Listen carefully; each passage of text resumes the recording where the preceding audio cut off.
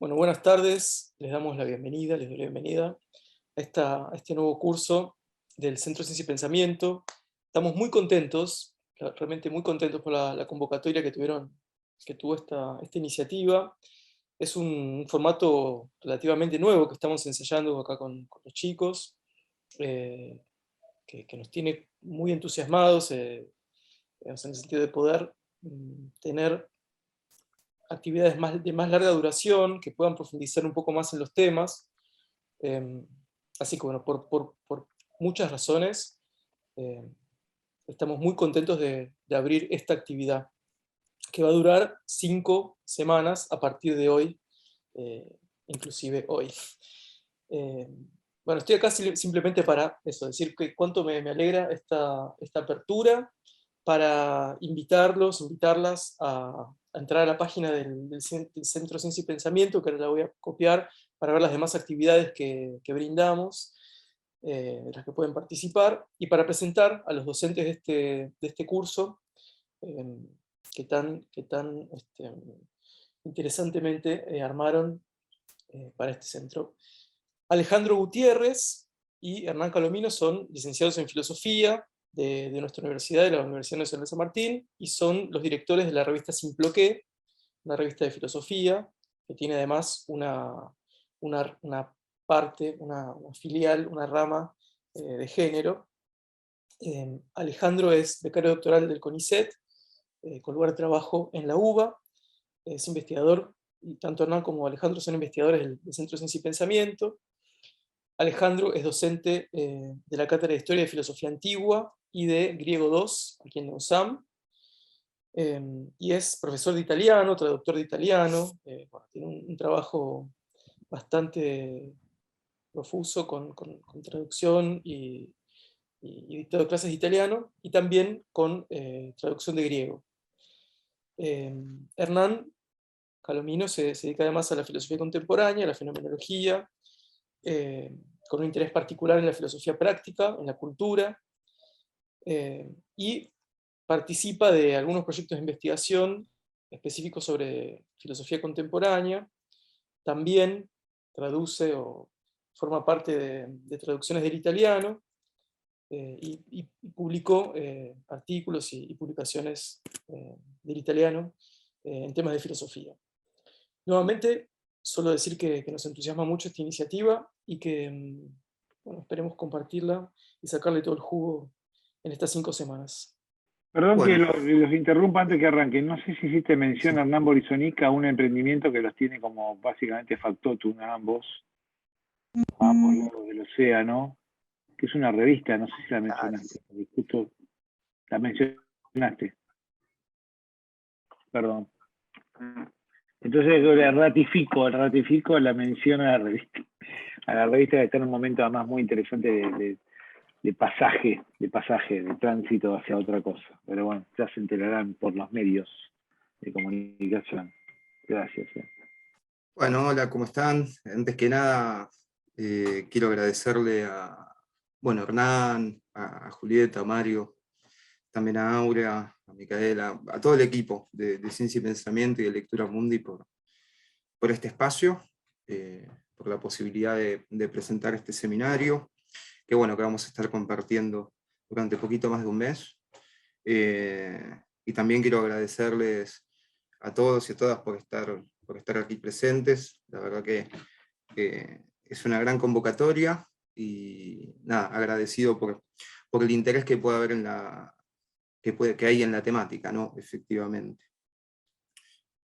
Bien, para no demorarme mucho, porque tenemos 2 horas, querría, antes de comenzar, hacer un par de aclaraciones.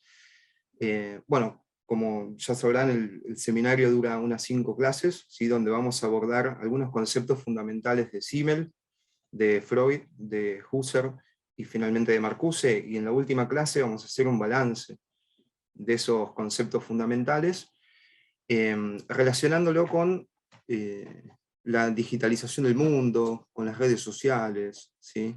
Vamos a estar hablando también un poco de cuestiones como el metaverso, ¿sí? Obviamente todo esto desde un enfoque, desde la cultura, la ética y el otro. En la última clase vamos a hacer esa recuperación, ¿no?, de conceptos relacionados con nuestra contemporaneidad, pero eso no quita que durante las clases también vamos a estar estableciendo relaciones entre estos conceptos que desarrollaron estos autores y básicamente nuestra actualidad. Para la clase de hoy vamos a ver un poco los conceptos fundamentales de Simmel. Primero voy a presentar un poco al autor, para ubicarlo en tiempo, espacio, contexto. Después voy a tratar de hablar en términos generales para finalmente desarrollar algunos conceptos puntuales. Pero bien, señalo simplemente dos cuestiones antes de meterme de lleno. La primera es que todo el tiempo tenemos que tener en cuenta la época y el contexto en el cual estos autores desarrollaron sus posiciones teóricas, ¿no es cierto? En el caso de Simmel vamos a estar hablando de principios del siglo XX en Alemania. Teniendo en cuenta el contexto y la época, seguramente, particularmente pienso en el caso de Simmel y de Freud, algunos desarrollos teóricos que hoy serían cuanto menos cuestionables. Vale aclarar que en esos casos, obviamente, solamente vamos a tomar en consideración los elementos que sean útiles para pensar la realidad hoy. En segundo lugar, Simmel rechazó ampliamente los estándares académicos, ¿sí? Nosotros no, pero le debemos una metodología particular a él, que implica no reducir lecturas al marco de un autor. Por esto mismo, la propuesta del seminario no consiste en ver solamente lo que dijeron estos autores, y tampoco consiste en hacerlo con cierta hiperexactitud, ¿no?, específica, sino que consiste en plantear, obviamente de forma rigurosa, conceptos fundamentales, y que esto nos permite realizar una lectura de nuestro presente, como dije. De esa manera, en la última clase vamos a poder intercambiar puntos de vista y reflexionar en base con un hilo conductor. Bueno, voy a introducir un poco a Simmel. Es un pensador que a veces puede sonar muy conocido o poco conocido, depende del área, ¿no? Simmel nació en Berlín, ¿sí?, en 1858, estudió historia del arte, psicología, etc. Pero los aportes fundamentales de Simmel vienen desde el punto de vista de la sociología y la filosofía, ¿sí? Y aportó lecturas agudas en ambos planos. Tal vez adquirió muchísima relevancia, ya que fundó, junto con Max Weber y Rudolf Goldscheidt, la Sociedad Alemana de Sociología, ¿sí? En ese momento, bueno, fue muy popular, ¿sí? Brindó conferencias y brindó muchísimas conferencias y asistía a una amplia audiencia, ¿sí? Es un pensador que es deudor de Kant, de Hegel, de Marx en menor medida, más deudor de Kant y Hegel, en todo lo que refiere a sus desarrollos sociofilosóficos.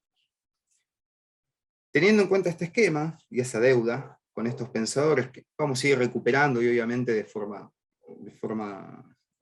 amena y un poco técnica, para que sea comprensible, lo interesante de Simmel es que a los desarrollos sociofilosóficos suma la dimensión psicológica individual y social en sus estudios, ¿sí? O sea, un abordaje psicológico, individual y social, tomando la parte objetiva y la parte subjetiva de lo real en un movimiento dialéctico, y de allí la deuda particularmente con Hegel. Ya vamos a ver qué significa esto, ¿no?, de tomar la parte objetiva, subjetiva y el movimiento dialéctico. Bien, esa popularidad impulsó que algunos amigos influyentes de Simmel, como Rainer Maria Rilke, Edmund Husserl, Rickert, Marianne y Max Weber, intentaron conseguir una cátedra, ¿sí?, casi imposible de lograr por el antisemitismo que imperaba en la época. Recién en 1900, ténganse en cuenta, Simmel muere en 1918, consiguió un nombramiento en la Universidad de Berlín, que era irregular, era no remunerado, no podía tomar exámenes, ¿sí?, algo muy precario. En 1908 lo convocan de la Universidad de Heidelberg, ¿sí?, pero debido a un informe antisemita del historiador Dietrich Schäfer, a pesar de que Max Weber lo defendió, no pudo aceptar el cargo. Esto lo enmarco, lo menciono, porque sucede que no dejó un sistema filosófico o sociológico consistente, y no dejó la formación de una escuela, por el hecho de que no recibió la convocatoria como catedrático en Estrasburgo, particularmente hasta 1914, 4 años después, Simmel muere. Entonces, hasta ese momento no tenía permitido supervisar doctorados o postdoctorados. Bien, finalmente, como mencioné, en 1918, a los 60 años, Simmel muere, sí, bastante joven, y querría hacer una aclaración con respecto al hecho de legar un sistema filosófico o una escuela, ¿sí? Esto hay que tomarlo entre comillas. En rigor, entre Simmel y la teoría antipositivista de Weber se conforma la mayor influencia de lo que es la teoría crítica de la Escuela de Frankfurt, ¿sí? O sea, tanto Simmel como Weber son dos personajes bastante influyentes respecto de la teoría crítica de la Escuela de Frankfurt. Bueno, la teoría antipositivista de Weber implica que no tomar, ¿sí?, los fenómenos y los hechos sociales desde un punto de vista solamente de medición empírica, sino recuperar ciertos aspectos cualitativos en esos análisis, línea que obviamente Simmel compartía muy bien. Bueno, habiendo dicho esto, menciono simplemente, antes ya de meternos con lo que son los postulados filosóficos de Simmel, los trabajos más conocidos, ¿sí?, como los problemas de la filosofía de la historia, la filosofía del dinero, la metrópolis y vida mental, el extraño, la carga social, cuestiones fundamentales de sociología, ¿sí? Fue un autor muy prolífico a pesar de haber tenido esas dificultades, ¿sí?, para ingresar formalmente a una universidad. También escribió sobre arte, escribió sobre la filosofía de Schopenhauer, sobre la filosofía de Nietzsche. Tiene un libro muy conocido referido al arte sobre Rembrandt, un ensayo en la filosofía del arte, ¿sí? Bien, este es el marco general en el cual podemos ubicar a Simmel, ¿sí? No quiero continuar mucho más porque la idea no es comentar toda la biografía. Ahora sí, me gustaría hablar de algunos elementos preliminares, ¿sí?, del enfoque de Simmel para que se puedan comprender mejor los conceptos en los cuales nos vamos a detener. Como dije, Simmel toma en consideración la filosofía kantiana y hegeliana para sus desarrollos sociológicos, ¿sí? Esta influencia va a ir apareciendo a medida que avancemos en el desarrollo de su filosofía. En esta línea, define la sociología como ciencia de los procesos y formas de interacción de ¿sí? Formas de los procesos y formas de interacción de las sociedades, en su ensayo El problema de la sociología, de 1894. Es interesante que defina la sociología como una ciencia de procesos y formas de interacción. Es decir, que Simmel es un pensador que no solamente tiene en cuenta los polos que interactúan entre sí, sino la misma relación y la interacción por sí misma. Y esto lo vamos a ver cuando profundice en los análisis respecto de las grandes ciudades. Obviamente no es el primer texto publicado de Simmel, ya había visto la luz el texto de Introducción a la Ciencia de la Ética de 1892. Ahora bien, al definir la sociología como ciencia de los procesos y desarrollo, Simmel parte de la idea de que es posible determinar dichos procesos y formas en objetos de estudio, ya que son resultantes de la interacción social y esta puede ser analizada, ¿sí? Entonces, parte de este presupuesto, ¿no? Si la sociología es una ciencia de procesos y formas de interacción, parte del presupuesto de que estos procesos y formas de interacción pueden ser determinados como objeto de estudio.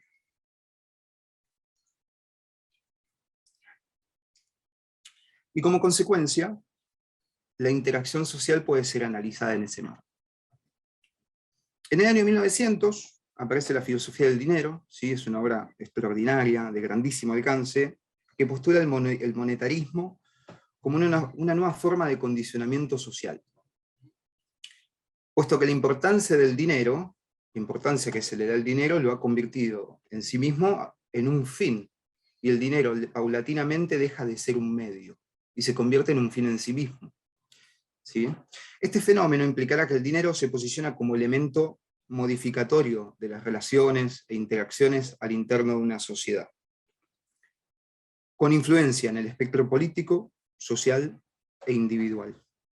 De este modo, Simmel postula en este texto que el dinero se convierte en Dios, al convertirse en un fin absoluto como un medio absoluto. Es decir, el dinero pasa de ser inicialmente un medio para la consecución de determinados fines y se convierte en un fin en sí mismo. ¿Sí? La idea de que el dinero es un fin en sí mismo va a afectar, por supuesto, todo tipo de relación e interacción al interno de una sociedad. Ahora bien, el dinamismo del análisis de Simmel, quien entiende los fenómenos sociales y culturales en términos de forma y contenido, con una relación transitoria e interdependiente entre contenido y forma, en función del contexto, le permite plantear un enfoque dialéctico entre individuo y esquemas generales. Acá está la deuda con Kant y con Hegel, es decir, que se da, según Simmel, en la sociedad una dialéctica entre el componente mínimo social, es decir, el individuo, y el aspecto social omniabarcante, en términos de un elemento disociado, ¿sí? Que todavía no vamos a abordar en profundidad, lo vamos a abordar en breve, ¿sí? Pero allí es donde se encuentra la influencia kantiana. Entonces, Simmel fue un precursor de alguna manera del estructuralismo en las ciencias sociales. ¿Por qué? ¿Qué significa? Esto significa que Simmel está planteando que hay una dialéctica entre el componente mínimo social, que es el individuo, y aquellas formas, ¿sí? Que se disocian del individuo, formas culturales que se disocian del individuo, como pueden ser las instituciones, por poner un ejemplo. ¿Sí? Ahora, al disociarse, esos aspectos que se disocian del individuo inmediatamente van a tener una cierta relación de coerción o de represión respecto del individuo, ya lo vamos a ver en detalle. Entonces, de alguna forma está planteando que esa independencia de esas estructuras, mejor dicho, esa independencia de esas instituciones, fenómenos culturales, repercute como una especie de estructura en el individuo. Por eso decimos que Simmel fue una especie de precursor del estructuralismo en las ciencias sociales. Ahora bien, al extrapolar esto al análisis de las grandes ciudades, Simmel aportó al interaccionismo simbólico y al análisis de redes sociales. Entiéndase redes sociales, ¿no? Conformadas al interno de una sociedad que permiten la interacción y dependencia de redes, ¿no? Después vamos a poder hacer el juego de palabras y extrapolar a las redes sociales actuales. De modo que al analizar un elemento relacional, y no solo los objetos que conforman la relación, Simmel puede tener mucho hoy en día sobre el modo en el que interactuamos. ¿Sí? Como dije antes, no se concentra en los polos que van a interactuar, sino en la relación misma de la interacción de esos polos que interactúan. Por esos polos, a grandes rasgos, el individuo y aquellos aspectos culturales disociados del individuo. Bien, a partir de esta postura general, Simmel se ocupó de los supuestos psicológicos de la vida social, ¿sí? Y relacionó esto con los mecanismos de interacción en las relaciones interpersonales, siempre adoptando este enfoque dialéctico, multicausal. ¿Sí? Dialéctico quiere decir que el individuo repercute en lo cultural, en lo institucional, y la institución repercute en el individuo, y multicausal, multidireccional, es decir, integra hechos, integra valores, rechazando la idea de que hay una especie de línea divisoria dura entre estos fenómenos sociales. Esto podría dar que pensar, ¿no? Si pensamos un poquito en la biografía breve que describí de Simmel y este enfoque dialéctico multicausal, uno podría pensar que Simmel no tiene un sistema filosófico, ¿sí? Como los grandes sistemas de la modernidad. Como hablaremos del sistema kantiano, hegeliano, etc. Bueno, puede ser que no tenga un sistema omniabarcante de ese nivel, pero creo que sí tiene una especie de sistematización, ¿sí? Hay cosas que uno puede leer y puede llegar a construir en esa metodología un poco anárquica y ensayística, uno puede unir y lograr obtener como resultante una especie de coherencia en la totalidad de la obra de Simmel. Bien, entonces, ¿cuál va a ser la postura principal de Simmel con respecto a esto, ¿no? Estas relaciones, hechos, valores, este enfoque multidireccional? La postura principal se caracteriza por centrarse en los conflictos y contradicciones que surgen de fenómenos, ¿sí? Que incluso pueden considerarse positivos fenómenos positivos en un pasado inmediato. ¿Qué quiere decir esto, no? Para dar un ejemplo. Pensemos en que se está concentrando en las problemáticas, las contradicciones que aparecen en esas relaciones, ¿no? Y en esa interacción multicausal. Para dar un ejemplo y para bajar un poco algo más pragmático, ¿sí? O sea, la liberación económica a partir del monetarismo puede ser tomada como algo positivo en el desarrollo del individuo, ¿no? En determinado momento, ¿sí? Es decir, no ata de forma determinante y comprometedora existencialmente a un oficio, ¿sí? Sin embargo, inmediatamente después esto mismo puede contener notas negativas, ¿sí? Puesto que la no desaparece. En su nuevo formato reprime, de un modo más microscópico, el quehacer humano, y es igual de determinante en la existencia, ¿sí? O sea, no quiero decir que un mecanismo de relación feudal haya sido menos opresivo que la economía monetaria, no estoy diciendo eso. Simplemente quiero resaltar que las formas de opresión se modificaron, pero no desaparecieron, ¿sí?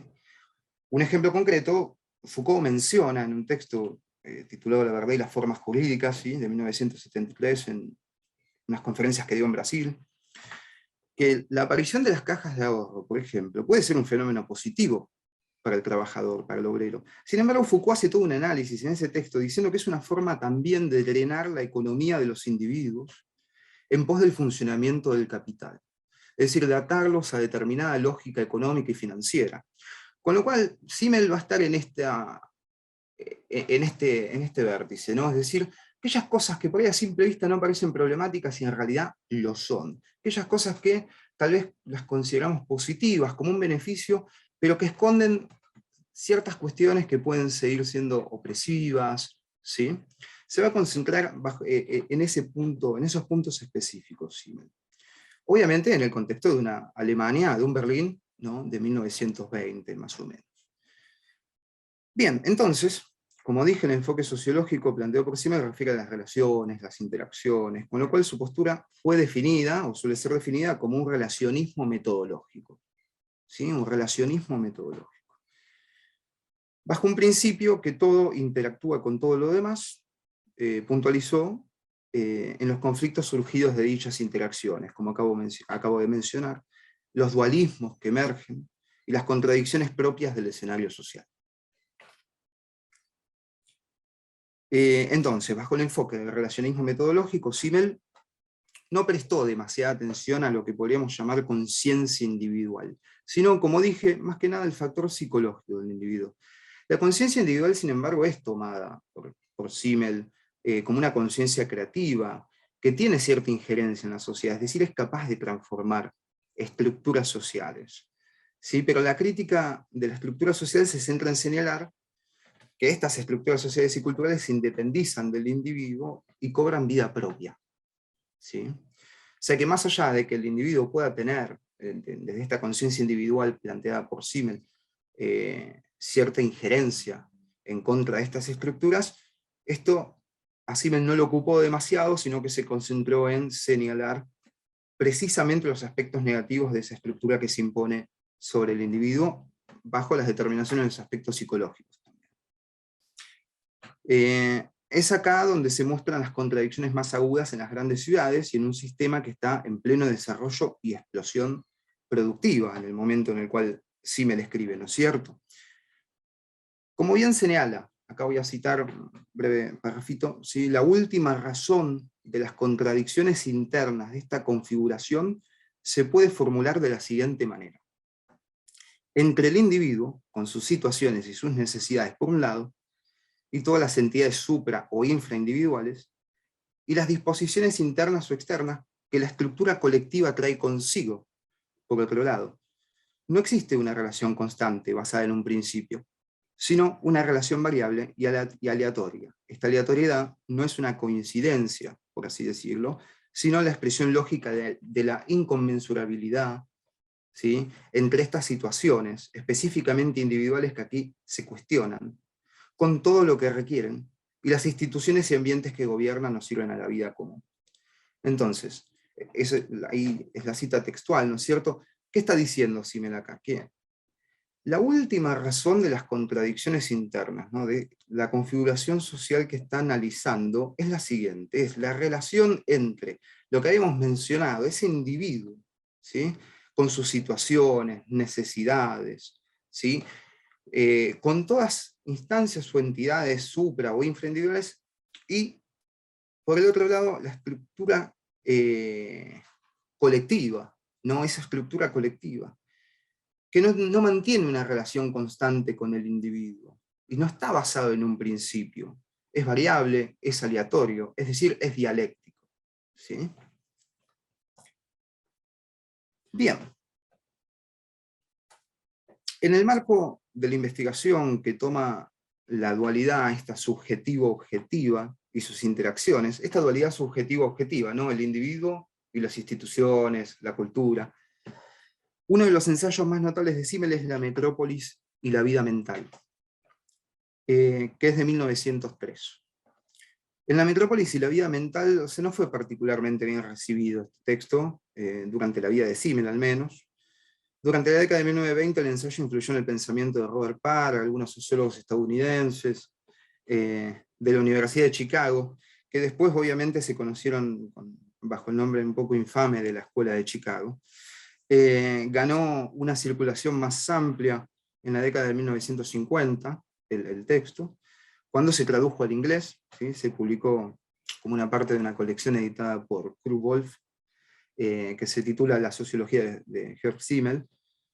Y bueno, ahora es un texto que aparece con regularidad, ¿no?, en los cursos de estudio urbanos, historia de la arquitectura, aparece en las cátedras de filosofía, de sociología, etc. Simmel no dice del todo acá que la gran ciudad tenga un efecto completamente negativo y general en la mente o en el yo, pero sí sugiere ciertos cambios, sí sugiere que sufre ciertos cambios permanentes el yo, digamos. Esta ambigüedad, la de no hablar completamente en términos negativos, tal vez dio lugar a que sea un ensayo duradero, ¿no?, sobre el tema de las metrópolis. Acá también me gustaría aclarar algo. Simmel no es un pensador, si bien tiene cierta popularidad, como dije, no es un pensador que se retoma en todos los cursos, en todas las carreras. Esto tal vez porque, desde el punto de vista de la filosofía o de la sociología, que es donde él más aportó, él tenía tendencia, como dije, a renegar de los aspectos académicos, y tenía una forma de escritura un poco más ensayística, ¿sí? Entonces ese formato del ensayo tampoco fue muy bien recibido desde el punto de vista de lo que es la academia dura. Sí fue un poco mejor recibido con respecto a las conferencias que él impartía, ¿sí? Pero bueno, esto no quita que los ensayos de Simmel son extraordinariamente agudos, ¿sí?, y rigurosos en sus análisis. Entonces, bien, nos vamos acercando un poco a lo que es el tema de la primera clase. Quería hacer también todo este pantallazo, vamos avanzando de a poco. Los aportes de Simmel respecto de la conformación de las grandes ciudades y su impacto en el individuo son verdaderamente sustanciales. En la filosofía del dinero, ¿sí?, la variable del dinero, como dije, es tomada como un punto capital en la conformación del individuo, ya que el autor postula que la vida en la ciudad conduce a una división del trabajo y una mayor financiarización y monetarización de la existencia. A medida que aumentan las transacciones financieras, se hace hincapié en lo que puede hacer el individuo en lugar de quién es el individuo, ¿sí? Se empieza a evaluar más qué es lo que puede hacer, no quién es el individuo. De allí que haya un corrimiento, ¿no?, en la valoración del individuo y se interprete el valor de un ser humano por sus variables que le permiten una acción con arreglo a fines, y no por lo que el ser humano es. Es decir, que el aspecto existencial emocional se suma al monetario, y el individuo se autodefine en base con la posesión, en base con el acceso a bienes. Y esto va a tener implicancias éticas que en breve vamos a estar abordando, ¿sí? Es decir, esta monetarización, financiarización básicamente de todo el universo social, lo que termina implicando es un corrimiento en la valoración del individuo, y se empieza a interpretar al individuo por sus variables que le permiten actuar. Es decir, no ya no se define al individuo por lo que es, sino por lo que puede hacer, ¿no es cierto? Por esa acción con arreglo a fines. Bien. En el capítulo 6 de la filosofía del dinero, Simmel nos habla de 3 formas sociales, ¿sí? Que según él se han vuelto fuertemente autónomas, ¿sí? Con la modernidad. Incluso podríamos decir que, según Simmel, la autonomía de estas 3 formas es el pilar fundamental de la modernidad. Y estas son las formas del derecho, ¿sí? Es decir, la forma que adopta en la edad moderna, las formas de conducta normativa que rige el derecho, el dinero, ¿sí? Que es la forma moderna de relaciones de intercambio, y la intelectualidad, va a decir Simmel, ¿sí? Una forma moderna de relaciones basadas en la transmisión del conocimiento. Entonces, derecho, ¿sí? Dinero, intelectualidad, son los 3 pilares que Simmel propone en el capítulo 6 de la filosofía del dinero, ¿sí? Como el pilar fundamental de la modernidad. Ahora bien, hay que ver qué quiere decir con intelectualidad, ¿no es cierto? Porque para nosotros tal vez sea un término oscuro. Con esa intelectualidad, Simmel se refiere simplemente a la forma en la cual se estructuran los tipos de conocimiento, ¿sí? Es decir, el aspecto en el cual una sociedad estructura el saber, lo hace circular, ¿sí?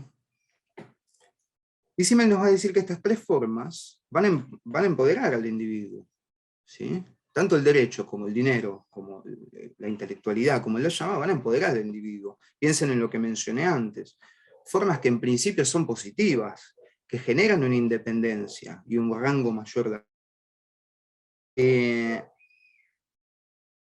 ahora bien, van a empoderar a los individuos para que se conviertan en un elemento de la cultura objetiva, ¿sí? Y obtendrán el poder de determinar formas de interacción, ¿sí? ¿Qué dice Simmel textualmente para analizarlo un poco, ¿no? Dice, las 3, es decir, ley, intelectualidad y dinero, se caracterizan por la indiferencia hacia la particularidad individual. Las 3 extraen de la totalidad concreta de los movimientos vitales un factor abstracto, general, que se desarrolla según normas específicas, autónomas, e interviene de ellas en el haz de los intereses existenciales, imponiéndole su propia determinación. Es decir, lo que está diciendo es que tanto la ley, como la intelectualidad, como el dinero se abstraen, ¿sí? Del individuo, se independizan, ¿sí? Se desarrollan según normas específicas, autónomas, nacen por el individuo pero lo exceden. Y en ese excedente le imponen al individuo las propias determinaciones de esas normas específicas y autónomas. Ahora bien, al tener así el poder de prescribir formas y direcciones a contenidos que por naturaleza les son indiferentes, las 3, es decir, la intelectualidad, la ley y el dinero, introducen inevitablemente en la totalidad de la vida las contradicciones que aquí nos ocupan, dice Simmel. Cuando la igualdad se apodera de los fundamentos formales de las relaciones humanas, se convierte en el medio más agudo y fructífero de expresar las desigualdades individuales. Respetando los límites de la igualdad formal, el egoísmo ha tomado a su lado de los obstáculos internos y externos y ahora posee, con la validez universal de estas determinaciones, un arma que, al servicio de todos, también sirve contra todos. Lo que está señalando acá Simmel es que estas formas culturales que se independizan, adquieren autonomía, tienen sus propias normas, sus propias regulaciones, van a ser opresivas, ¿sí? Van a volver dialécticamente hacia el individuo, oprimiéndolo, ¿sí? Y en un principio, si bien estos elementos pueden ser característicos de una mayor igualdad, ¿sí? Formal en las relaciones humanas, fíjense, Simmel dice, con fundamentos formales de las relaciones humanas, dice, cuando la igualdad se apodera de los fundamentos formales de las relaciones humanas, ¿sí? Está hablando de una relación de igualdad formal, al mismo tiempo puede ser el medio más agudo y fructífero de expresar desigualdades individuales, ¿sí? Entonces, en estos fenómenos culturales que se independizan y que tienen sus propias normas, Simmel va a denunciar ciertas interferencias con respecto al marco y al desarrollo existencial del individuo, que ya vamos a ver de forma más pormenorizada. Hasta ahora es un pantallazo general, ¿no?, de la postura general de Simmel. Acá uno puede decir que en todo caso podría haber una pequeña deuda con Marx, ¿sí? Particularmente en los desarrollos, cuando Marx refiere al intelecto general, ¿no es cierto?, o la subsunción real. Lo que está denunciando acá Simmel es que cuando nosotros hablamos de intelectualidad, la forma en la cual se estructura el conocimiento, se transmite, circula, no hay que perder de vista que Marx ya había denunciado que la sociedad se dirige hacia un punto de transmisión, de estructuración del conocimiento, que termina siendo un tipo de explotación que tal vez no es perceptible como aquella explotación perceptible y más directa como es la explotación de la fábrica, ¿no es cierto? Hay una linda frase que no me acuerdo ahora quién la dijo, pero que indica, hoy uno cree que se está realizando y en realidad se está autoexplotando, ¿sí? O sea, ahí el capital logra inmiscuirse incluso en las formas más capilares y pequeñas del desarrollo de la existencia de una persona. Pero bueno, ya vamos a llegar a todo este tipo de cuestiones.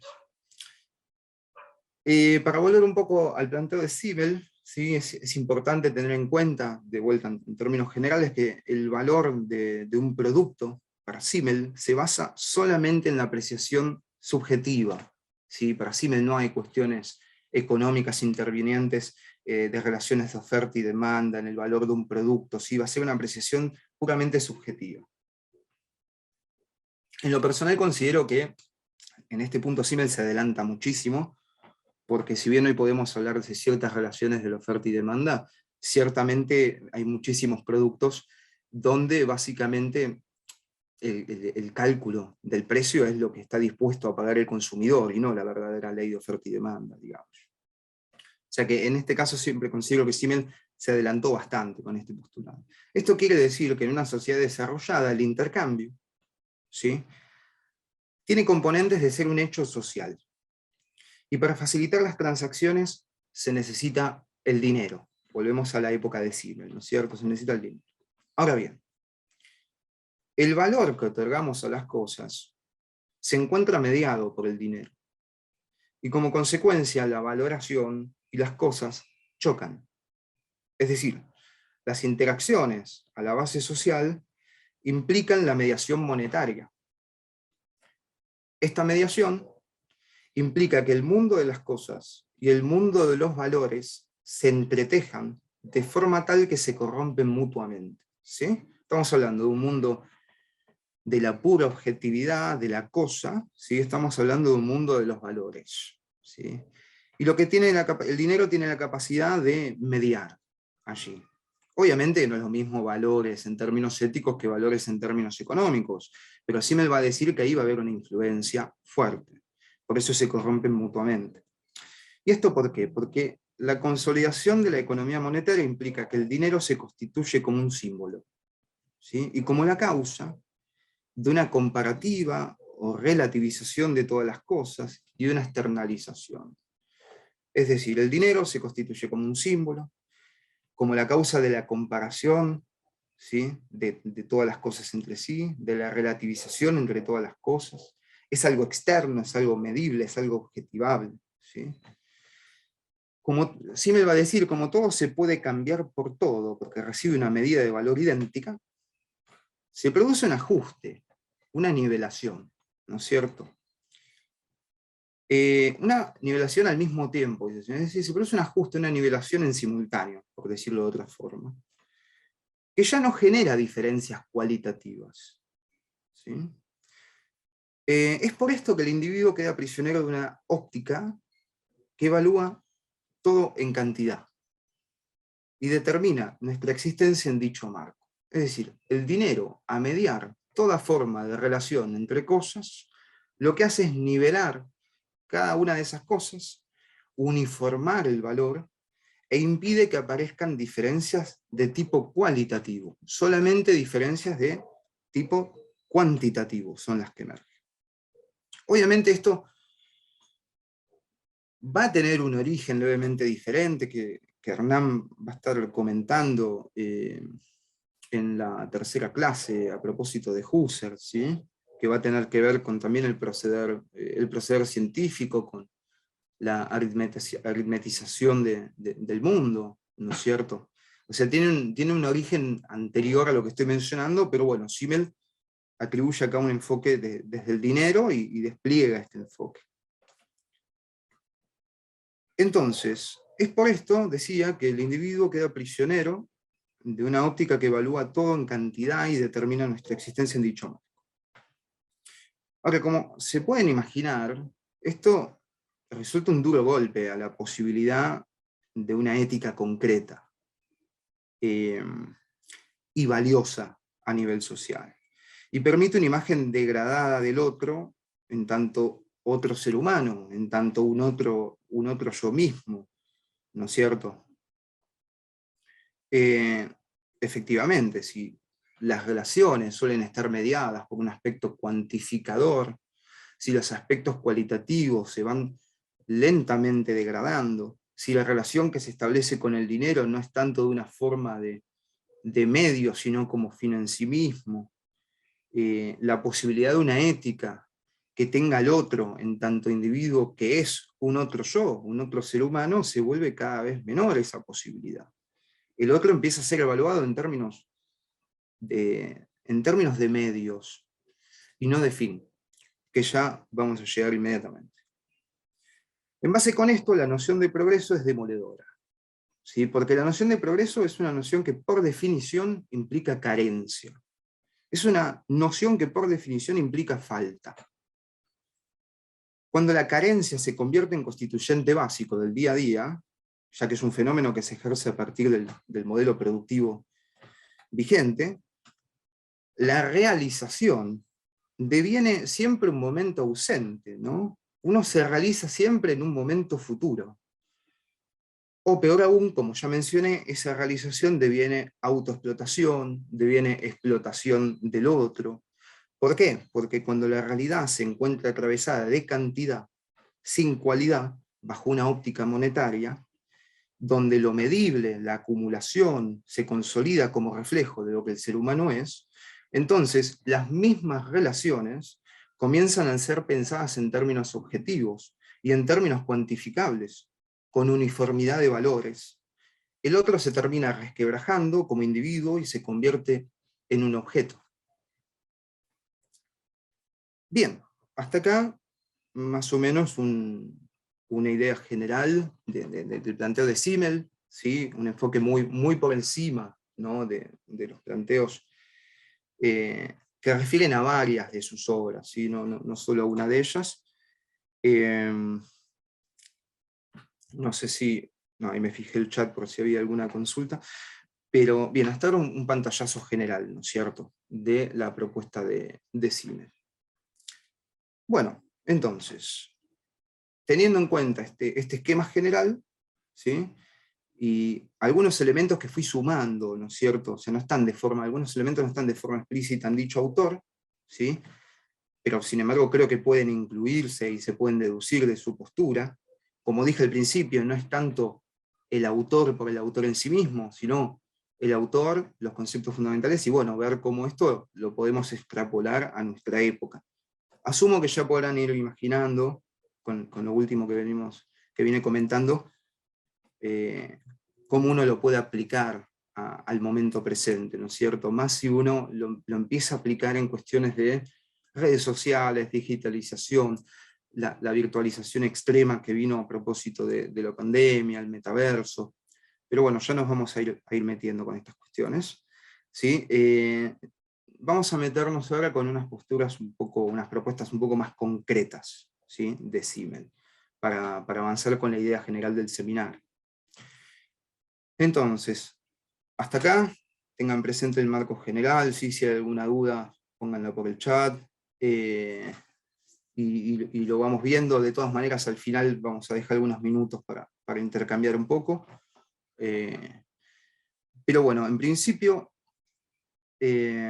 ahora sí, vamos a algo más concreto. ¿Sí? Básicamente lo que Simmel plantea en El conflicto de la cultura moderna, ¿sí? En un texto que se llama El conflicto de la cultura moderna. Simmel en este texto señala dos variables determinantes, espíritu y cultura, que equivalen a decir espíritu subjetivo y espíritu objetivo. Quitémosle toda carga religiosa a espíritu, ¿no es cierto? Está trabajando con estas categorías que no tienen una relación religiosa. Hoy diríamos subjetividad y objetividad, etc., ¿no? Pero espíritu subjetivo y espíritu objetivo, dice Simmel. El primero, el espíritu subjetivo, tiene la dinámica de la vida, va a decir. Dinamismo, transitoriedad, etc. El segundo, el espíritu objetivo, por definición, se consolida. Y al consolidarse ofrece resistencia. ¿Sí? Esa exterioridad consolidada, Simmel va a decir, es la historia.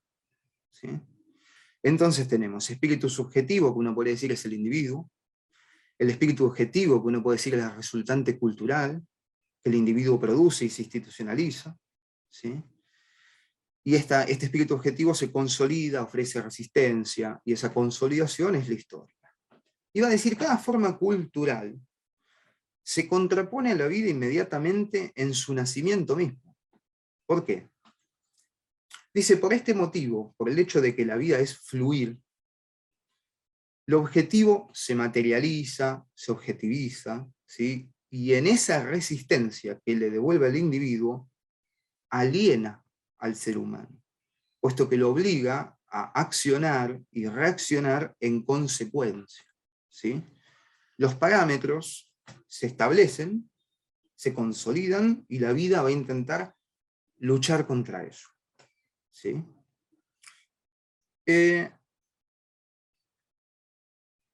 Bien, tengan en cuenta que Simmel tiene un texto que se llama Intuición de Vida, y en ese texto dedica muchísimos capítulos, muchísimas páginas a una definición de vida que es bastante compleja. La define como trascendencia inmanente. ¿Sí? Básicamente lo que plantea Simmel ahí es que la vida, es uno de los pocos autores que analiza el concepto vida en sí mismo.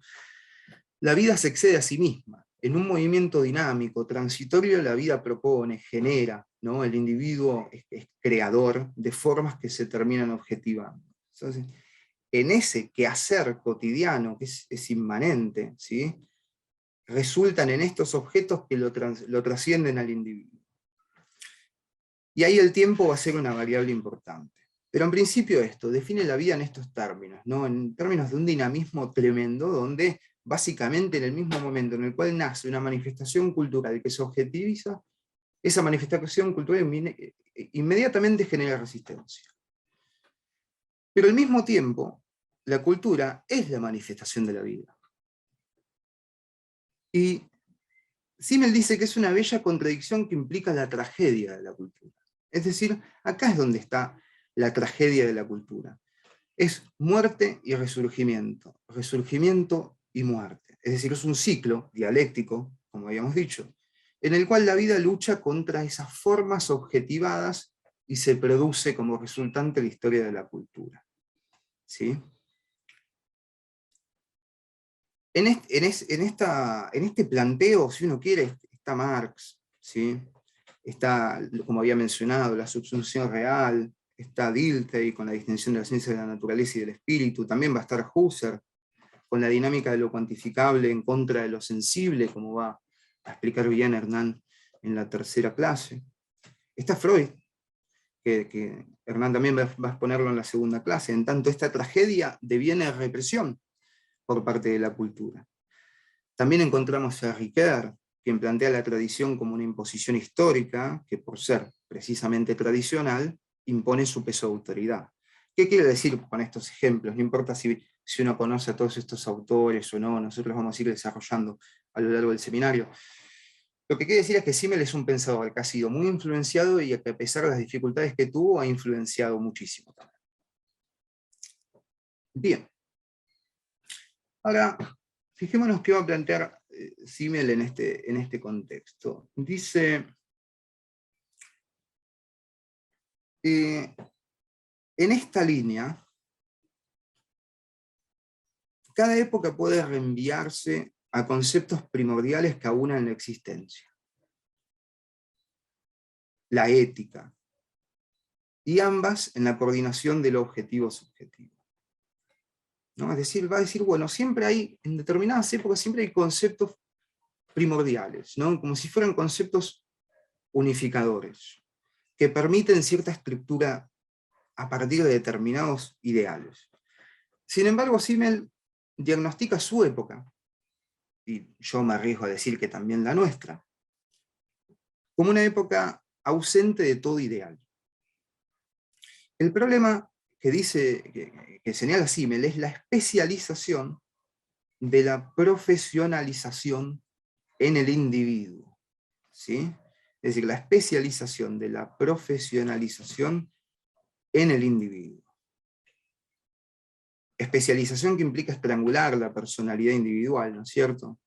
Es decir, especialización en el oficio, ¿no? Especialización en el trabajo. Todo tipo de especializaciones en la profesionalización del individuo. El individuo ya no se relaciona con lo que produce, es un eslabón más anónimo de una cadena. Se rompe esa relación individual con lo resultante, con lo objetivo. Por el contrario, es decir, los ideales omniabarcantes de la humanidad ya no tienen lugar de expresión. Habría que ver si esto es algo positivo, negativo o neutro, ¿no es cierto? No podemos decir que el hecho de que la humanidad no tenga ideales omniabarcantes es algo negativo, ¿sí? Tampoco uno ahí corre el peligro de caer en un autoritarismo cultural. Y por la otra opción, si uno dice que, bueno, que lo mejor que puede haber es que no haya ningún tipo de ideal, uno cae en el relativismo cultural y también es un problema. Entonces, pero Simmel fundamentalmente lo considera particularmente negativo no tener un ideal unificador, ¿sí? No necesariamente a un nivel tan grande como humanidad, ¿sí? Pero al menos un ideal unificador al interno de una sociedad. Esa ausencia lo considera como algo negativo. Y va a explicar las causas de esa ausencia de ideal. En principio dice que hay una carencia de material para un ideal cultural unificador. Esto quiere decir que hay multiplicidad de ámbitos y hay heterogeneidad extrema entre ellos. Es decir, no hay una posibilidad de unificación entre ámbitos, va a decir Simmel. Luego va a decir, o sea, por esta hiperespecialización que había comentado, hay multiplicidad de ámbitos, hay heterogeneidad extrema, porque cada vez la especialización es mayor, ¿sí? No hay posibilidad de unificación, va a decir. A su vez dice, no hay nada tan alejado de los motivos, las necesidades, los destinos de los individuos, no hay nada más alejado que el conocimiento. Esto es muy llamativo, ¿no? Simmel se refiere específicamente al conocimiento científico. Pero no tomemos acá como que el conocimiento científico es algo negativo de suyo, ¿no es cierto? Es algo extraordinariamente positivo el conocimiento científico. Lo que plantea Simmel es que el problema está que cuando ese conocimiento se independiza y se totaliza como único conocimiento es un problema, ¿no es cierto? Ahora, el conocimiento científico sigue siendo algo extraordinariamente relevante y útil para nuestra vida diaria. Pero es interesante esto que plantea Simmel, porque dice hay una independencia brutal de la verdad que el pragmatismo cuestiona. El factor psíquico de impresiones no son un reflejo mecánico de la realidad en la que se enreda nuestra vida práctica. No hay una verdad independiente que luego se sumerge en la corriente de la vida, sino que algunos elementos se corresponden con nuestra voluntad de vivir. ¿Qué quiere decir Simmel acá? Simmel dice, no hay nada más ajeno que 2 más 2 es 4. ¿Para qué? No hay nada más ajeno. Para los motivos, necesidades, destinos, pero al mismo tiempo no hay nada más cercano, porque es condición de posibilidad para todo lo que nos rodea, ¿no? Ese 2 más 2 es 4. Pero no hay nada más ajeno de un punto de vista cualitativo, emocional. Y dice, que esto por ahí es lo más interesante de todo, dice, no hay una verdad independiente, eterna. Era un poco relativista Simmel con este punto, ¿sí? No hay una verdad que se descubre objetiva al margen de la corriente de la vida, sino que algunos elementos se corresponden con nuestra voluntad de vivir. ¿Por qué? Porque el factor psíquico, dice Simmel, no es un reflejo ideal y mecánico de la realidad que el factor psíquico percibe. La verdad y el error son resultantes de la interacción de la vida con el entorno. ¿Sí? Obviamente esto no quiere decir que el relativismo extremo sea una posibilidad. El relativismo extremo tiene consecuencias altísimamente indeseables, ¿no es cierto? Por eso, una de las cosas, más allá de que sí me le está señalando esto, al mismo tiempo que señala esto, señala los peligros de esto. Porque no hay un ideal, no hay nada que unifique, como la verdad es resultante de un aspecto pragmático de la corriente de la vida, y no hay una verdad objetiva independiente, pero tampoco hay un ideal unificador. El problema que tenemos es que no hay ningún tipo de parámetro para tomar decisiones. Entonces la construcción de una ética deviene cada vez más compleja, porque no hay un parámetro objetivo para tomar esas decisiones. ¿Qué es lo que está bien? ¿Qué es lo que está mal? ¿Sí? En un mundo con ese relativismo, se puede llegar a situaciones verdaderamente dramáticas. Entonces lo que dice Simmel es que la vida oficia como el parámetro básico de la verdad, ¿no? Que algún fenómeno puede contener y determinar el valor verdadero de nuestros pensamientos. De modo que la verdad no corresponde a una ley objetiva, sino que está inmersa en la vida. ¿Sí? No corresponde a una ley objetiva, está inmersa en la vida. Entonces, con la vida de base, todo objeto es un tramo de su desarrollo y nada más. En cierto sentido, la vida es la estructura de base donde se dan las demás cosas. Ahora bien, insisto con esto. Simmel se expresa en estos términos, denunciando en simultáneo los peligros de esta postura, ¿no es cierto? Es decir, sí, es el constituyente básico de la existencia y de la vida, según Simmel. La verdad está anclada en un aspecto práctico, en un aspecto pragmático, en un aspecto de desarrollo dinámico de la vida. Sí, es cierto, para Simmel no hay una verdad objetiva. Pero entonces deviene un problema que no haya ningún criterio o parámetro. ¿Sí? Porque entonces estamos en el territorio de vale todo. Y es un serio problema. Bien. Teniendo en cuenta ese desarrollo, donde está la vida como estructura fundamental, llegamos a un texto fundamental de Simmel, ¿no? Además de aquel que ya mencioné, que es Las grandes ciudades y la vida del espíritu. Es una investigación de 1903. Simmel va a decir en este texto, ¿sí? Las grandes ciudades y la vida del espíritu, que ciertas épocas implican la liberación del yugo de la tradición. De la tradición, ¿no es cierto? Plantea que específicamente el siglo XIX pudo a su vez proclamar al lado de la libertad el carácter único de cada hombre y de sus actividades, mediante la división del trabajo que hace al individuo irreductible a los otros e irreemplazable en la medida de lo posible, pero que lo hace simultáneamente depender de sus semejantes. A ver, Simmel habla de varios momentos, ¿no? No solamente del siglo XIX, también va a decir que en el siglo XVIII había como una especie de liberación de los lazos que históricamente surgieron en la política, en la religión, en la moral, en la economía, ¿no? Y hay un periodo donde la virtud natural del hombre se uniformiza en todo, se desarrolla. Bien, en este punto específico, cuando Simmel habla del siglo XIX y cuando habla de que el individuo deviene irreductible, irreemplazable en la medida de lo posible, no coincido con la propuesta de Simmel, ¿sí? ¿Por qué? Porque respecto de la lectura de la división de trabajo no coincido. Tampoco se puede negar que hoy estamos en otro momento histórico, ¿no? Ciertamente, pero en rigor la división del trabajo hace que, más que nunca, el individuo sea precisamente reductible a otros, sea intercambiable fácilmente, ¿sí? Sea vendido como fuerza de trabajo, ¿sí? Hay un mercado laboral donde básicamente hay una cadena productiva, donde precisamente esa división, en una primera instancia, como hablábamos, ¿no? Primero elementos positivos que luego devienen negativos, porque la represión subyace de todas maneras. Estamos en el contexto de una división del trabajo que el individuo es completamente reductible al otro, ¿sí? Es decir, puede ser intercambiable, sin ningún tipo de problema. Ahora bien, me parece que sí me plantea esto porque su lectura de la libertad y la dependencia múltiple está mediada por Hegel, ¿sí? Por la filosofía del derecho de Hegel. Ahora voy a hablar un poco sobre la filosofía del derecho de Hegel para que se entienda por qué está influenciada, ¿no? Sin embargo, sí me logra vislumbrar esa reductibilidad y uniformidad de los individuos, nada más que no lo va a hacer a través de la estructura social del trabajo, sino que lo va a hacer a través de la estructura social de lo cuantificable, ¿sí? Que se desprende de la multiplicidad de variables, ya que recordemos que Simmel es un relacionista metodológico, ¿no es cierto?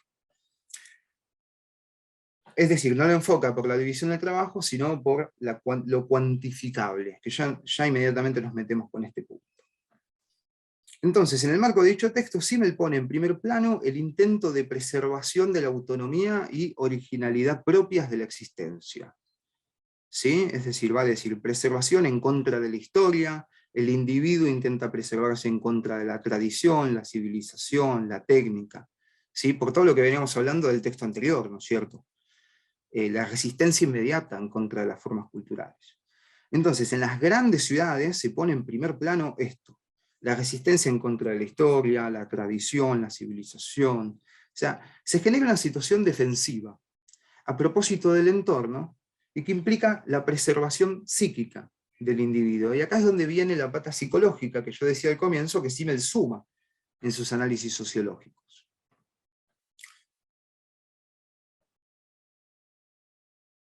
Me gustaría hacer una pequeña digresión con respecto al concepto de tradición, ¿no? De tradición. O sea, tomando en cuenta los términos en los cuales se definió la vida, inmediatamente se intuye que la historia y la tradición son factores represivos. Como se va a ver con Freud, como se va a ver con Marcuse, ¿sí? A lo largo del seminario. Ahora bien, la digresión la quiero hacer porque Ricard, filósofo, antropólogo francés, describe muy bien los condicionamientos de la tradición en un texto titulado Ética y Cultura, ¿sí? En el primer capítulo de Ética y Cultura.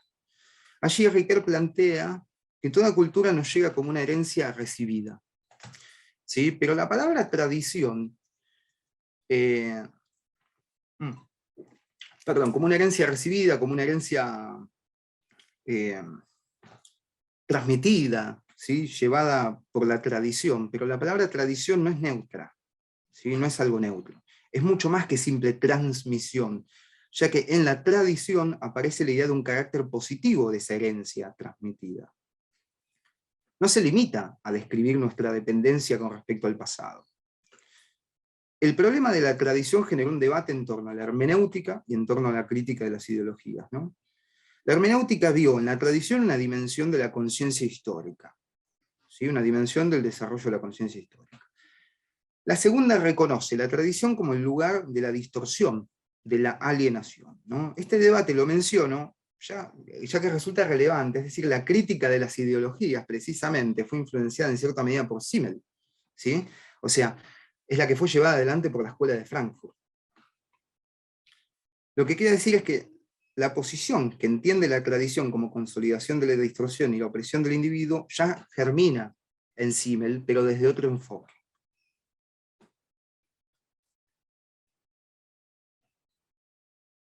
Por la definición de vida previamente indicada, el ser humano intenta poner resistencia a ciertas determinaciones sociales que son reprimidas. Como vamos a ver en la próxima unidad a propósito del malestar en la cultura, ¿no? Y que lo sitúan en una situación de responder y resistir. Responder y resistir.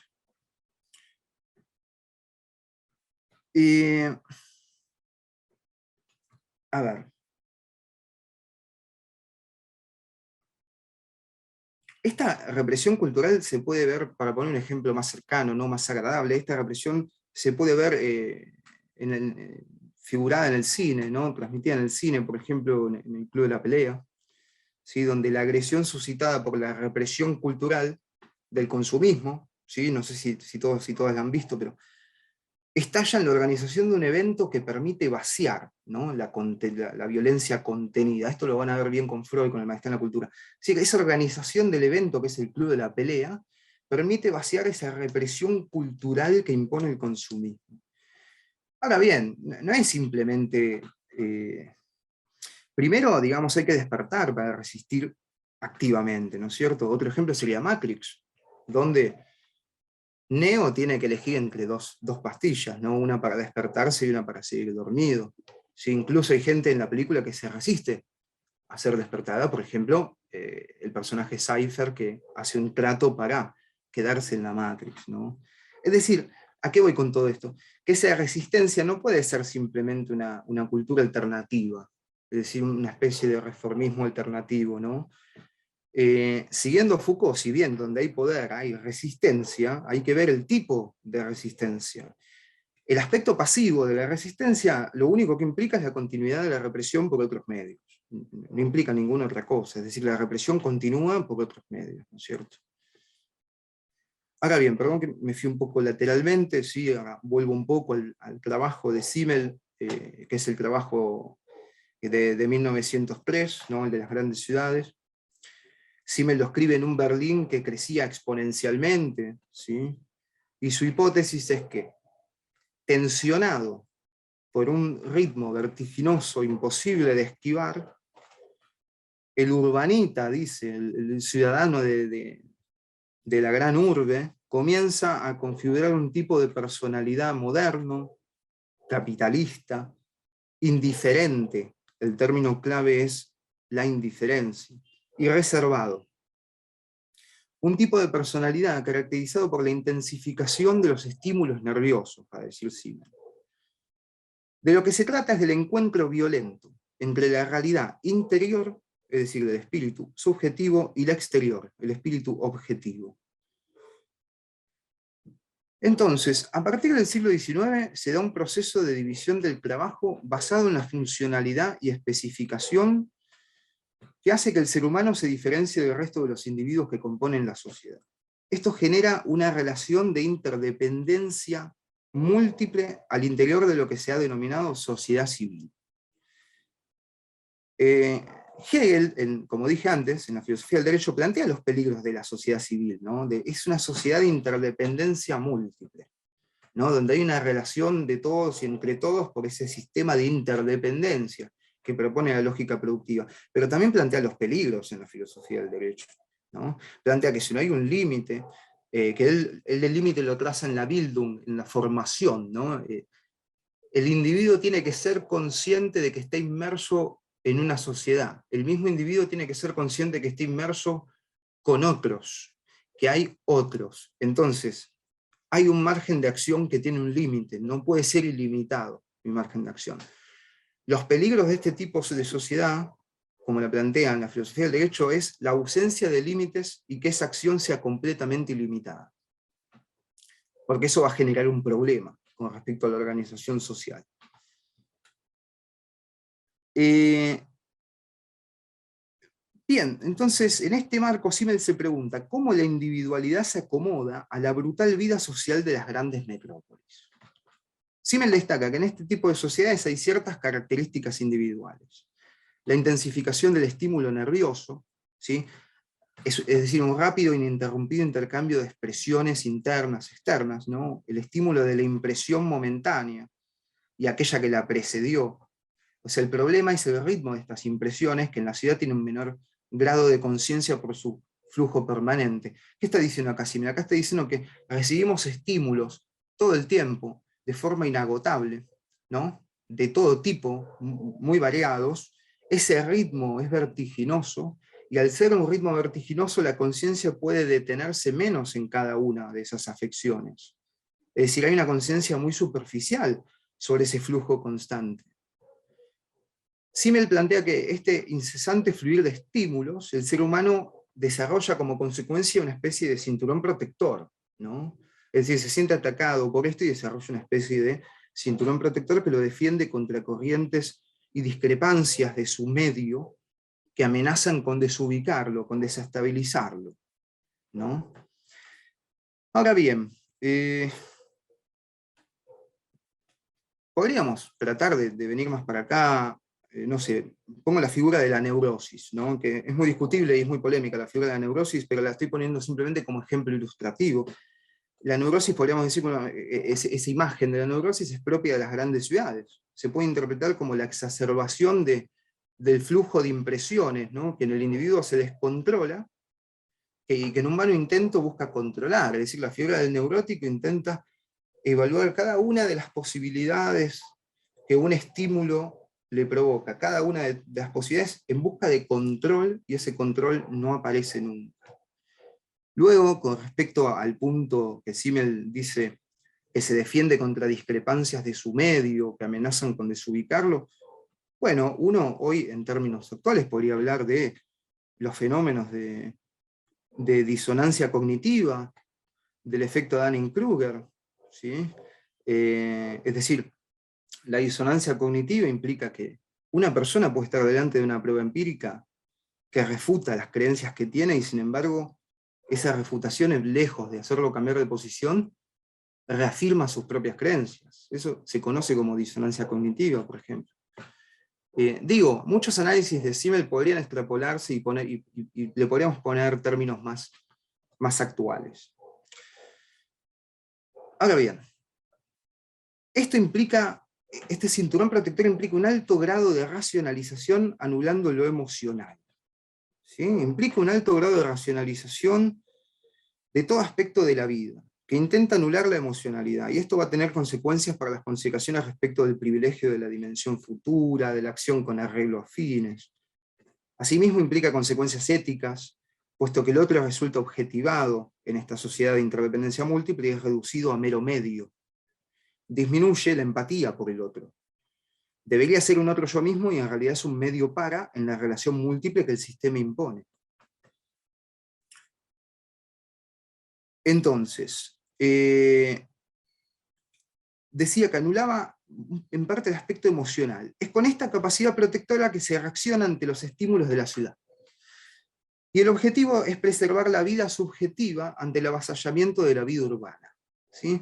Simmel habla de la gran ciudad porque la contrapone a desarrollos con respecto al campo. Hoy establecería varias salvedades yo con respecto a esa distinción que hace Simmel, ¿no? Porque es una distinción que hace en otro momento. La otra variable que se juega es la del dinero.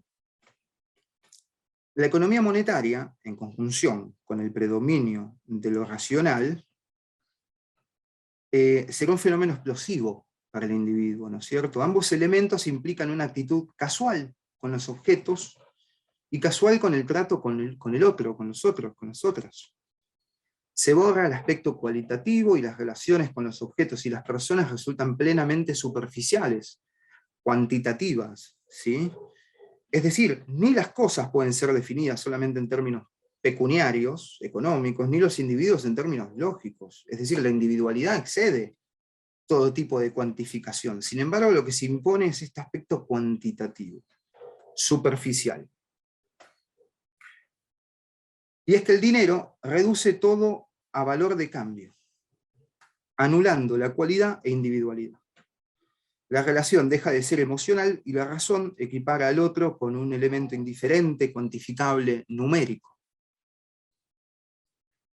Véase, por ejemplo, cómo se define al otro por los logros, por las posesiones, en una lógica que el sistema explota, conduce, ¿no? Sin reservas. Uno puede pensar, para poner un ejemplo banal, ¿no? En una publicidad de perfume, por ejemplo, ¿no? La imagen del éxito que se enmarca en una publicidad de perfume, ¿no? ¿Cuál es la imagen del éxito que se enmarca? El auto, la libertad que proporciona ir en ese auto, ¿no? En una ruta desierta. Esa es la imagen del éxito, bastante banal, ¿no? Por decirlo de alguna manera. Bien, en este marco, ¿no? Otro factor interesante es el anonimato que implica la ciudad. Si habíamos dicho que un factor interesante es la variable del dinero, ahora el anonimato que implica la ciudad. Este anonimato, ¿no? Relaciones, vi que había una consulta ahí, pero quiero dejarla para el final, que no falta tanto. Así termino con esta idea general. El anonimato que implica la ciudad, relaciones entre objetos en el mercado, ¿no es cierto?, que permite una lógica despiadada, básicamente, de los intereses de unos sobre otros. Es decir, las relaciones se convierten en relaciones entre cosas, relaciones entre dinero, con una racionalidad con arreglo a fines. Esta racionalidad y cálculo implica cuantificar las relaciones. Este modelo sigue el ideal de la ciencia natural, por ejemplo, la fijación del mundo por medio de fórmulas matemáticas, ¿sí? La aritmetización del mundo. Los intereses de uno sobre los intereses de otro. No tengas en cuenta que esta relación implica personas y objetos, y que Simmel acá se acerca a Marx, ¿no? La relación entre el productor y el consumidor termina siendo una relación entre cosas, en Marx. Asimismo, el individuo se define como objeto cuando se lo considera como fuerza de trabajo, ¿sí? Está objetivado. En la vida diaria hay un montón de ejemplos, hay numerosos ejemplos sobre la relación despiadada, objetivada que tenemos con los objetos y la anulación de las personas detrás de ellos.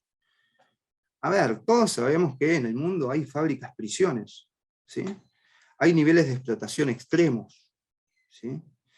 Y uno puede denunciar esos niveles de explotación, ¿no? Son productos que consumimos habitualmente, es un hecho que se encuentra tácito en nuestra cultura, y permite continuar la vida como si eso no existiera de alguna manera. Es decir, uno es consciente, pero al mismo tiempo continúa, ¿no es cierto? A pesar de denunciarlo, acá está la conciencia liviana que propone Simmel, ¿no?, de las grandes ciudades, y esa conciencia liviana colabora con un status quo. Una conciencia real de esos hechos impediría seguir viviendo hasta que no se resuelvan. Es decir, son realidades terribles, de brutal injusticia. Y sin embargo, seguimos viviendo, ¿no?, al margen. Es decir, esto implica una conciencia ciertamente superficial de lo que estos hechos implican para el mundo. Un ejemplo cercano es la espectacularización de la guerra entre Rusia y Ucrania. La exacerbación de las figuras de Zelensky, de Putin por el otro lado, el uso mercantil que se ha hecho en las redes sociales de la guerra. Esto implica un poco grado de conciencia de lo que realmente es una guerra, ¿no es cierto? El problema es que vivimos en un sistema marcado en el cual, si nos importa demasiado, bueno, somos desviados que hay que adecuarnos para poder continuar con nuestras vidas, ¿no es cierto? Acá pienso en Foucault, ¿no?, en los planteos de Foucault. Bien, entonces Simmel va a decir, las conclusiones generales de todo este fenómeno consisten en que el ser humano excluye las manifestaciones interiores en pos de los esquemas exteriores impuestos. La vida solo tiene valor en aquellas actitudes no programadas, ¿no? O sea, es decir, donde se manifiesta libremente. Por el contrario, la precisión y exactitud de la vida urbana obligan a la vida a circular por un sendero único, sin posibilidad de expresión íntima con su interioridad, ¿sí? Piénsense también en las formas de ocio, si se quiere, de alguna manera están predeterminadas, ¿no es cierto? Hay una finalidad en las formas de ocio, de una distensión para luego retomar los quehaceres anuales. Esto está muy claro en las vacaciones. Nadie se toma vacaciones por gusto, teniendo en cuenta de una clase, en el contexto de una clase privilegiada, que hoy por hoy se pueda tomar vacaciones, ¿no es cierto? Pero las vacaciones son para desconectar, ¿no? Para desconectar. Desconectar de este ritmo vertiginoso que plantea Simmel, ¿sí? Desconectar de ese ritmo vertiginoso y tratar de reconectar con una interioridad un poco más cercana, un poco más humana, menos cuantificable y de mayor aspecto cualitativo, ¿no? Hoy es virtualmente imposible prácticamente, ¿no es cierto? Entonces, en este esquema, en esta estructura impersonal, ¿no?, se conforma un alto grado de subjetividad personal. Parece contradictorio, pero ¿qué quiere decir esto? El ser humano tiene una actitud que Simmel define como blasé, hastiado. ¿no? El hastiado. Se conforma como resultante de este flujo de estímulos. Estímulos velozmente cambiantes, incesantes, contrastantes. ¿Sí? A ver, el hiperestímulo adormece, anestesia, ¿no? La percepción, la emoción que uno naturalmente asocia a un estímulo. Se puede pensar en cualquier tipo de desensibilización, ¿no es cierto? Cuando, no sé, alguien que viva al lado del tren, con el tiempo anula la escucha activa del tren, deviene algo pasivo, ¿no es cierto? Algo no registrado. Entonces dice, el ser humano tiene una actitud que se define como hastiado y se conforma como resultante del flujo de estímulos velozmente cambiantes, incesantes, contrastantes. Las impresiones, debido a los estímulos, si se quiere, debido a esa velocidad, contraposición, cambios, implican una conciencia superficial y una reacción prácticamente nula. Es decir, la brutalidad receptiva implica agotar, ¿no?, las fuerzas inmediatamente y permanecer en estado blasé, dice Simmel, un estado de hastiado, un estado de indiferencia. ¿Sí? Por poner un ejemplo cotidiano, el noticiero pasa las noticias más dispares una tras otra, ¿no? Un asalto, un ganador de un premio Nobel, un atentado, la cotización de la bolsa, todo uniformado, todo al mismo nivel, ¿no es cierto? Como veníamos hablando de la uniformidad de valores. Ni hablar de Internet, redes sociales, YouTube, donde uno no solamente busca contenido ya filtrado, obviamente, por un algoritmo que le abre un surco, que impide ver más allá de ya las recomendaciones, predeterminaciones. Y son espacios, por poner un ejemplo inmediato, las redes sociales, donde vale lo mismo cualquier imagen, ¿sí? Pasar de una guerra a, no sé, un gatito jugando, las cosas más diferentes. La reacción ante estos estímulos dispares está en cierto punto apagada, adormecida, ¿no? Y Simmel dice, se alcanza la figura del hastiado. La hiperexcitación se convierte en blasé. Es una reacción de conservación del individuo ante esta agresión de los estímulos. ¿Sí? Simmel lo va a plantear en estos términos. De esta manera, la economía monetaria trae otro inconveniente: la insensibilidad ante la diferencia de las cosas. Los contrastes son percibidos, pero el significado y su valor diferencial se ignora, ¿sí? Porque no son considerados sustanciales. Es una indiferencia que permite concebir todo objeto sin preferencia por sobre otro. Digamos, la forma dinero lo que hace es nivelar todas las diferencias y constituye una unidad indiferenciada y cuantificada. Entonces el dinero expresa las diferencias cualitativas en cantidad. Se convierte en el centro del valor y vacía la individualidad de las cosas. Entonces de esa manera todo se termina mercantilizando. ¿Sí?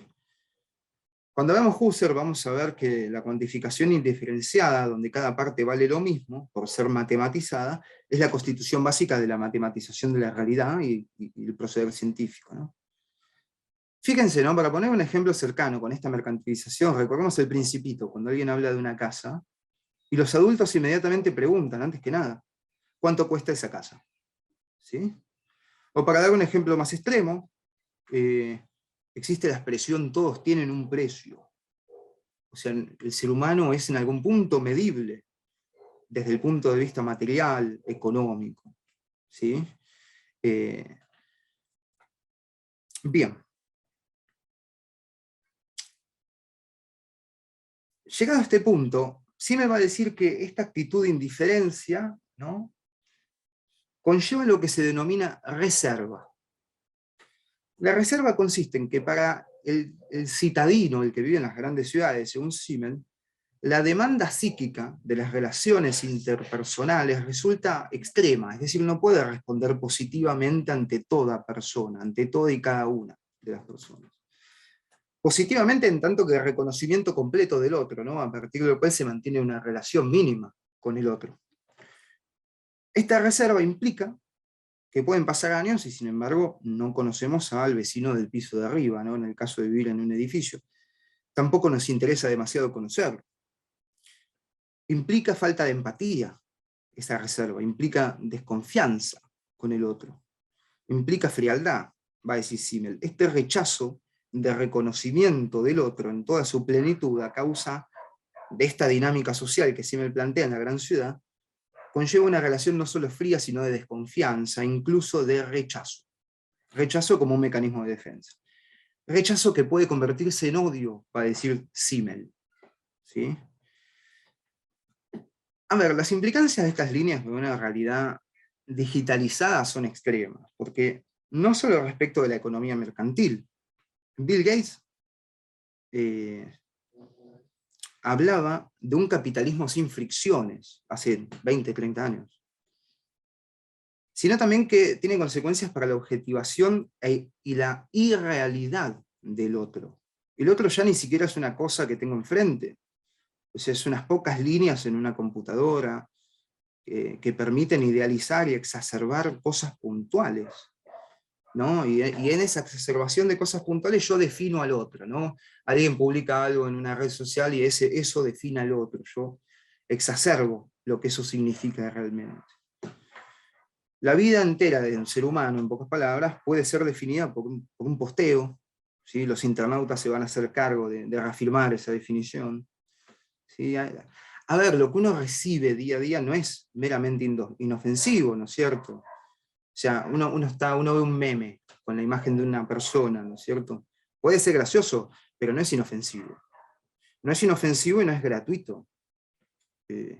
Implica la utilización de la imagen de una persona, reducida al hecho en el cual se describe en ese meme. Parece una tontería, ¿no es cierto? Pero esa utilización puede llegar a dar rédito. Implica una cosificación brutal del otro, básicamente. No, y realmente un poco interés en el otro. El otro es puro objeto. Bueno, ya podemos intuir dónde van a ir a parar los desarrollos de Simmel en el contexto actual, ¿no es cierto? Por lo menos intuir. Entonces, volviendo un poco, decía, pueden convertirse en odio esta relación, ¿no? Bueno, esa lejanía, esa extrañeza, se puede convertir en odio cuando hay un contacto más cercano, por el motivo que sea. Es decir, un contacto más cercano indeseado puede resultar en una relación de odio, ¿sí? Ahora bien, a pesar del hastío, la relación de indiferencia que señalé no se constituye del todo con el otro, porque la indiferencia hacia el otro es poco natural, dice Simmel. O sea, uno no puede ser completamente indiferente al otro.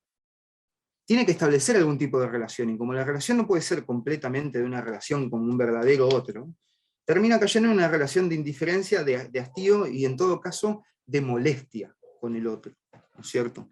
El mecanismo para no caer en la indiferencia con el otro es la antipatía. La antipatía que lleva antagonismos prácticos en el día a día, va a decir Simmel. Ahora bien, siguiendo Foucault, en cuestiones metodológicas, no hay que leer esto por la negativa, ¿sí? Todo lo que está planteando Simmel no hay que leerlo por la negativa. Perdón si esto último me puré un poco, pero quiero que quede espacio para las preguntas. Hay que leerlo en los mismos términos en los cuales Foucault analiza el poder, ¿sí? Es decir, el poder no es represivo, dice Foucault, es productivo, ¿sí?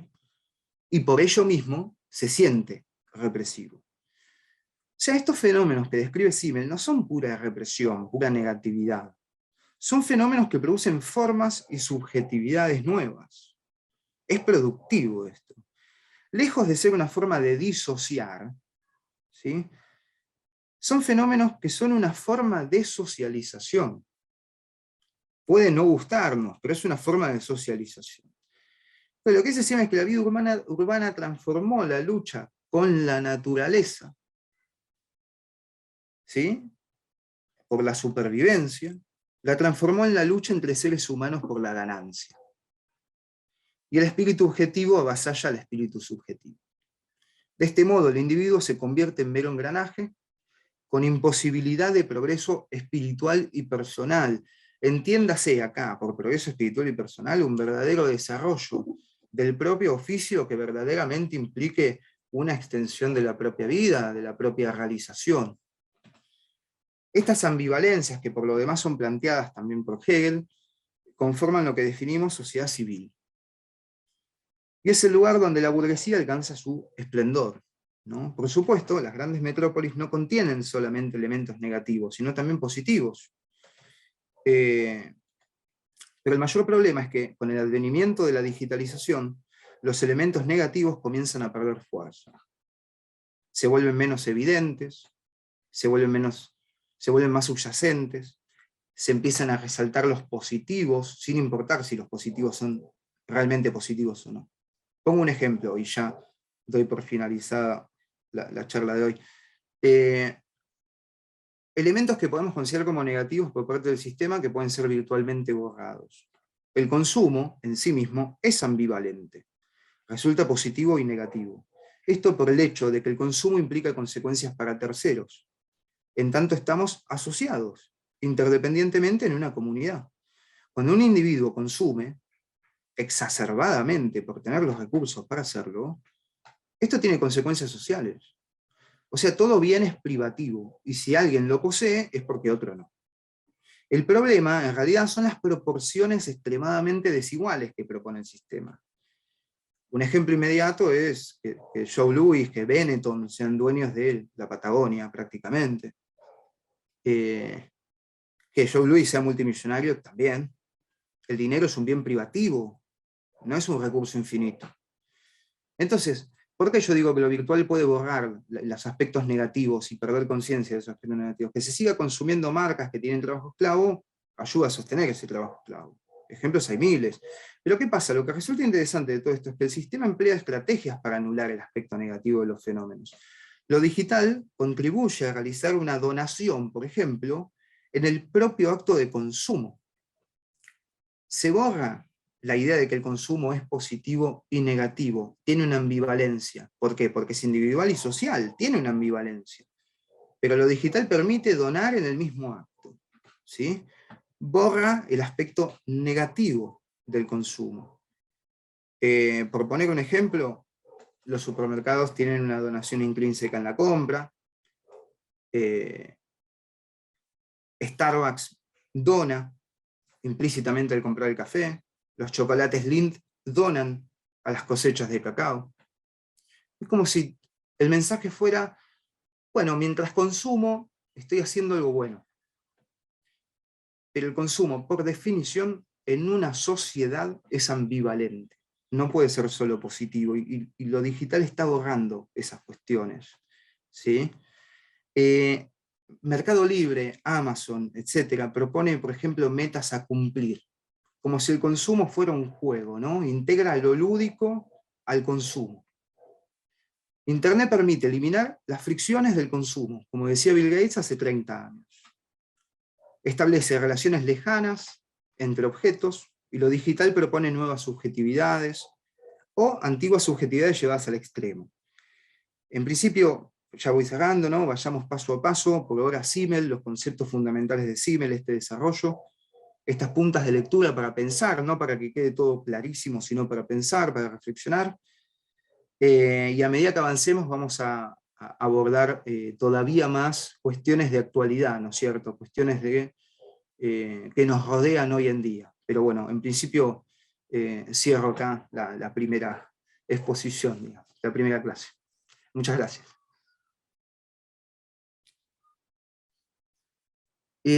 A ver, quiero ver si había una consulta en el chat. Ahora, si cualquiera si quiere preguntar, obviamente, creo que tenemos unos minutos. Acá me preguntan si puedo repetir lo de disonancia cognitiva. Sí, la disonancia cognitiva es un fenómeno que a grandes rasgos en psicología se define como cuando un ser humano puede estar delante de un fenómeno, de una prueba empírica que refuta una creencia y se niega a aceptarla. ¿Sí? Es un fenómeno que en psicología se define como disonancia cognitiva, es decir, lo que está defendiendo no coincide con lo que se está percibiendo, y lejos de refutar, refuerza, ¿no es cierto? Vamos a poner un ejemplo puntual. Uno podría hablar hoy por hoy del fenómeno del terraplanismo. Bueno, pero hay evidencia empírica de que la Tierra no es plana. Sin embargo, si uno ve el movimiento terraplanista, hay recursos argumentativos que les permiten poner al servicio de su propia argumentación las pruebas empíricas que la ciencia ofrece. ¿No es cierto? Es como si uno no pudiera refutar esa postura. Entonces, fundamentalmente lo que se llama es fundamentalmente lo que se llama disonancia cognitiva es eso, es decir, por más que yo tenga delante mío una evidencia que refuta mi creencia, lo único que logra esa evidencia es reafirmar mi creencia, no mostrarme que esa creencia está equivocada. Es un fenómeno que se da. Y bueno, se pueden poner ejemplos como el del terraplanismo, por ejemplo. No sé si alguien tiene alguna otra duda, si alguien quiere preguntar algo, aprovechar estos pocos minutos para preguntar algo. Obviamente no es que damos por cerrado todo lo que vimos hoy, que fue bastante, sino que lo vamos a ir trabajando a medida que avancemos y como dije antes, lo vamos a ir asociando también a cuestiones más cercanas a nosotros. No sé si hay alguna duda, alguna consulta que alguien quiera hacer. Bueno, y Leo, muchas gracias, Denise. Ahí Micaela decía que Richard Sennett trabaja ese concepto en la corrosión del carácter. Para ustedes que estaban escuchando, perfecto. Sí, Mónica, levanta la mano.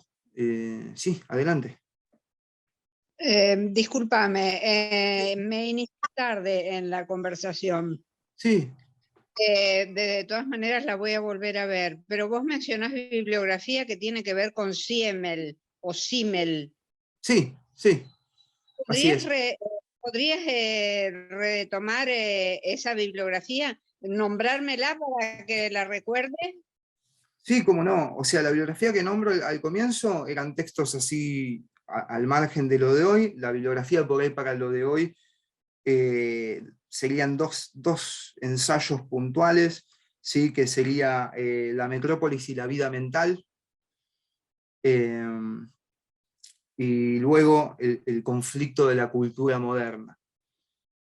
Después, por supuesto, Simmel tiene otros trabajos como La filosofía del dinero, muy importante,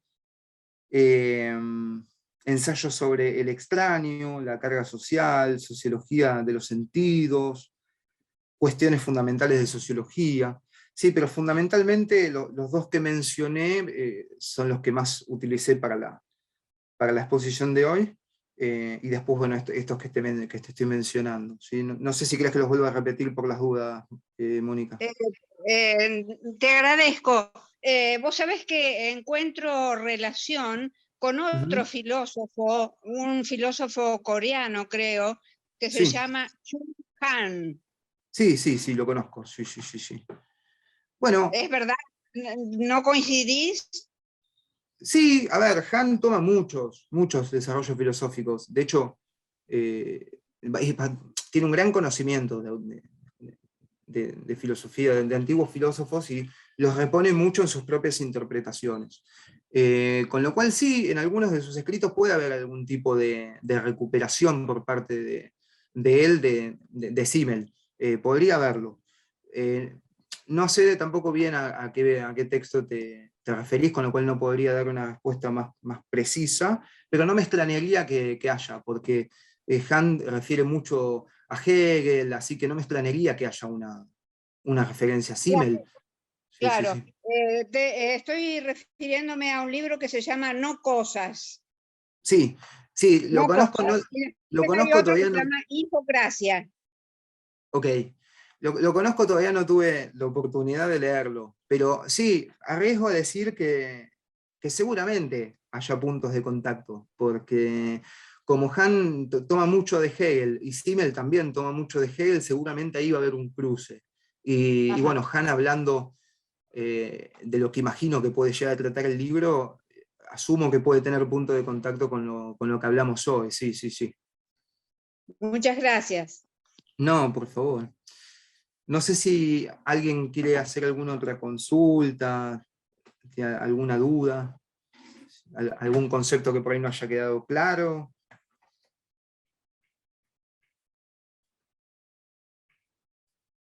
Bien, si no hay más consultas, dudas, los voy despidiendo.